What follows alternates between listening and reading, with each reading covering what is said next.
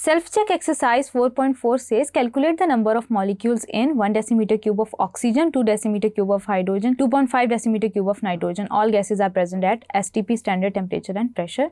इसको हम आगे डिस्कस करेंगे. सबसे पहले स्टूडेंट्स, एज यू नो कि 22.414 decimeter cube of any gas possess about particles which is 6.023 into 10 raised to power 23. ठीक हो गया. अब हम क्या करेंगे, हम ऑक्सीजन के लिए कैलकुलेट कर रहे हैं, ऑक्सीजन के लिए, और बिल्कुल इसी तरह हम बाकियों के लिए भी कैलकुलेट करेंगे. मैं स्टैंडर्ड एक एग्जांपल आपके लिए सॉल्व कर देती हूँ.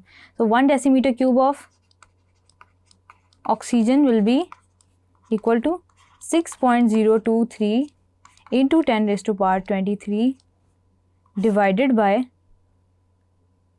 22.414 decimetre cube multiply by 1.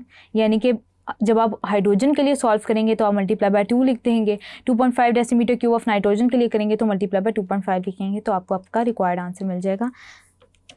Avogadro's number of particle को डिवाइड करते हैं 22.414 से, which will be equal to 0.268 into 10 raised to power 23. यानी कि ये इस तरह से हम इसे अरेंज करेंगे 2.68 into 10 raised to power 22 molecules.